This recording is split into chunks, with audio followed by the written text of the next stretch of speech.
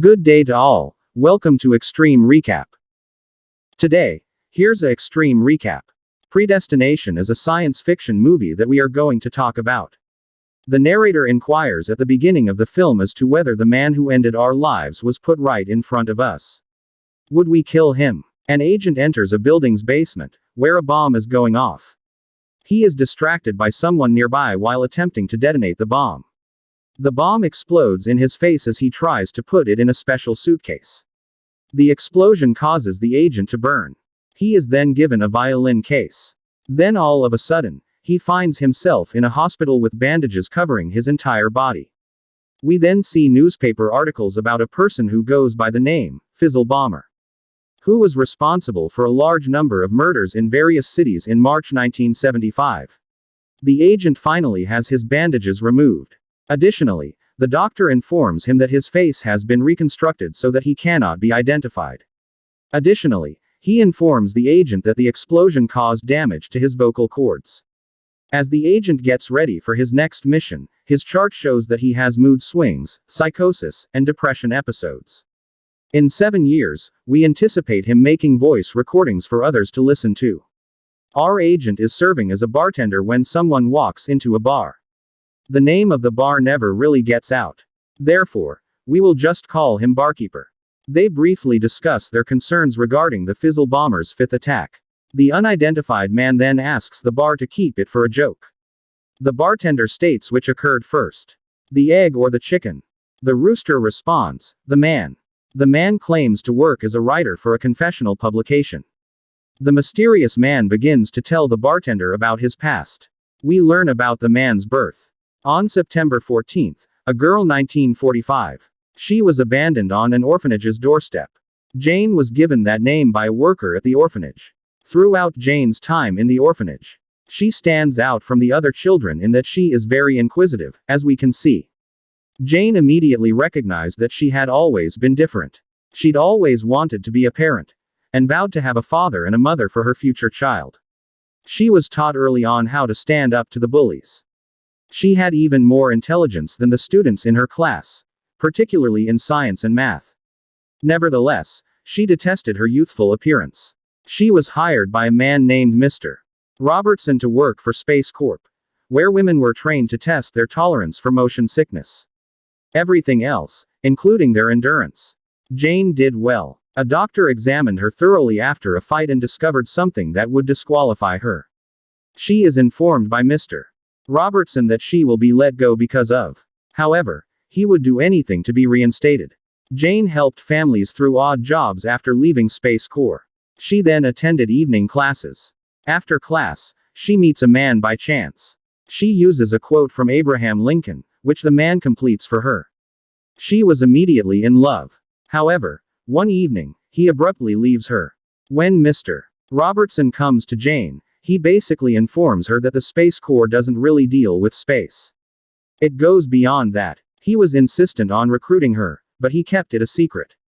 Jane was unfortunately now pregnant. The doctor sees her after she gives birth and tells her she had a girl. She then hears from the doctor that she had problems during the C-section. Jane was found to have both genitalia. She is a hybrid. The doctor was forced to perform a hysterectomy because of excessive bleeding. They rebuilt her with only male genitalia because he had to remove her uterus. Due to the fact that they did this without her consent, Jane is devastated. Jane realizes that she will need to change her own name when she becomes a man, so she decides to give her child the name Jane. Anyway, baby Jane was taken from the hospital nursery after 2 weeks. The bartender inquires as to their identity. In response, the man claims that it was a man with a face similar to yours or mine. She checked adoption agencies and orphanages and filed a missing persons report, but baby Jane was never found. Due to Jane's complete transformation into a man, she had little time to grieve her loss. She underwent 3 operations and began taking testosterone. She began training to talk like a man because her voice never got deep enough. We can see the scars from his surgery as he gets dressed. Now he is a man. He claims that he sees the man who ruined his life every time he looks at himself. He informs the dog. He understands what women value hearing. He also discovered this morning that he is fully fertile and no longer shoots blanks. He begins to talk about how difficult it has been for him to be a man and how he wants the doctor who hurt him to die. He signs up for the Space Corps. He was deemed unfit for duty once more by the space doctor due to corn specks on his body. He appears defeated and resentful given the circumstances of his life thus far. He asserts that the sourness could take over the bar. Keeps asserts that it is simpler to hate than to love. John, who was once Jane, appears in the subsequent scene, attempting to start over in New York. He starts writing. John is inquired by the bartender, "What if I can put him in front of you? The one who cost you everything." John responds, "I would kill him, in a heartbeat." The hostess acknowledges to John that he belongs to Robertson's secret Space Corps society. John keeps making jokes and says, "You think I'm the Fizzle Bomber?" He is hesitant to follow the bar. "What if you were the Fizzle Bomber?" The bar keeps singing as they both descend the stairs. "I'm my own granddad." John is informed by the bartender that the violin case is, in essence, a time machine. They teleport to Cleveland, Ohio, on April 3rd in a matter of seconds. 1963. The time distortion field makes John and the bartender sick. Mr. Robertson is employed by the Temporal Bureau, which is explained by the bartender. They stop crimes before they start. He explains the Bureau's rules for time travel, similar to the Minority Report. They would cease if they tried to significantly alter the timeline. The bartender asserts that the individual who met Jane may be the Fizzle Bomber. Furthermore, he should be killed. Because some things are just unavoidable, John inquires as to whether he has a choice.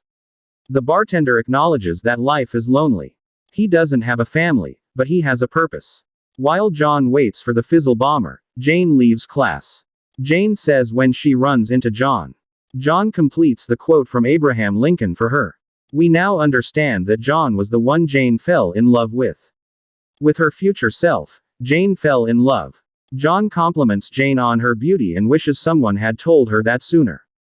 We observe that the bar continues to observe from afar. John's mission to stop the Fizzle Bomber seems to necessitate forcing him into this timeline. To March, the barkeep travels. 1970. To put an end to the Fizzle Bomber, the bartender initiates a shootout after we once more observe the Fizzle Bomber setting up the bomb. The Fizzle Bomber disables the bark, knocks him unconscious, and kills him.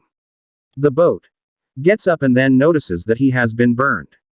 The arrangement we saw toward the start of the film, the barkeep moves the violin case toward the person who is burning, and the person who is burning travels to.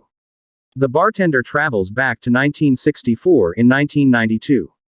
He is living in a run-down apartment. Because he kept jumping through time, he is confused. He talks into a tape recorder and records himself. Since John already knows Jane so well, he can quickly challenge her and impress her, so we switch over to John and Jane on a date. Time travels back, Mr. Robertson, and they meet at the bar. Robertson receives a bomb-resistant chip from the bartender. Robertson claims that he is jumping too much at once. If he does it too often, it can affect his mental health and stability.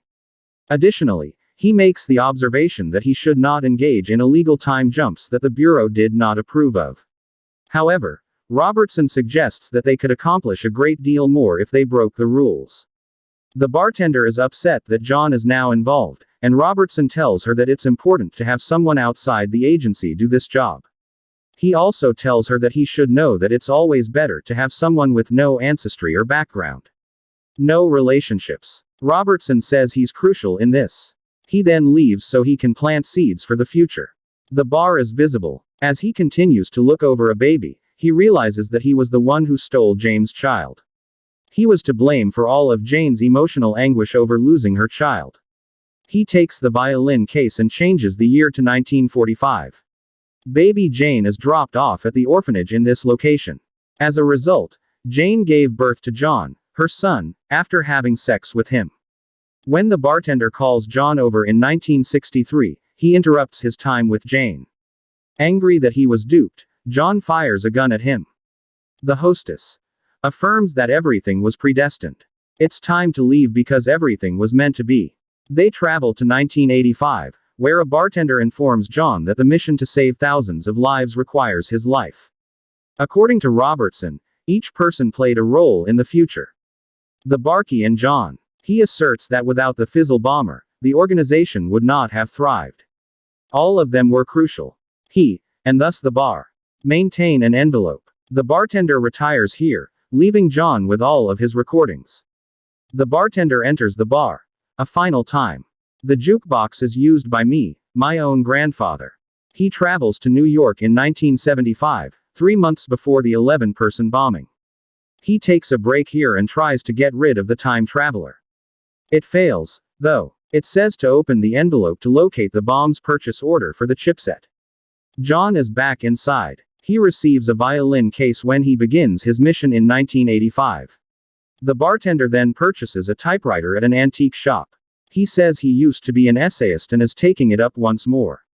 He claims to have previously published confessional stories in magazines. Then the bartender types up Jane, and afterward John Doe on his composition. We are confronted with memories of the doctor. Then Mr. Robertson said that psychosis can have serious effects. How disorienting time travel can be. He concludes, based on all the information he has, that the fizzle bomber is in a laundry facility. He goes to the laundromat to capture him, yet understands the failure plane is him. The fizzle bomber explains that he prevented many deaths and shows newspaper clippings to support his claim, but this does not excuse the killing of all civilians in the crossfire. The time traveler that failed and had been retired was used by the fizzle bomber to continue traveling through time. He informs the bartenders and staff that they made each other. It's inevitable. They can't do anything. He is assured by the barkeep that he will never become a fizzle bomber. He hears from the fizzle bomber that Robertson orchestrated everything. The barkeeper is asked to break the time loop by the fizzle bomber. You cannot murder him. To break the cycle, he must learn to love him. The hostess fires at the firefighters and shoots them. We now see all the other times. As we eventually stand up and listen to the recordings that the bartender left for John, we can see the same scars that John experienced during his transition. John and Jane work as bartenders. He is a snake or an Arab. He is one person who recreates while traveling through time. What a mind-boggling film. Gives self-fucking a whole new meaning. The more I consider the film, the bartender is the fizzle bomber, and it gets harder and harder to explain. John as Jane. Also, they had intercourse to make child Jane. They are all one individual. However, explaining how this is even possible is difficult because how did baby Jane begin with? We return to that question if John and Jane as adults had to exist. Turn on notifications, please subscribe for more videos like this, and like the channel to support it. Thank you very much for watching.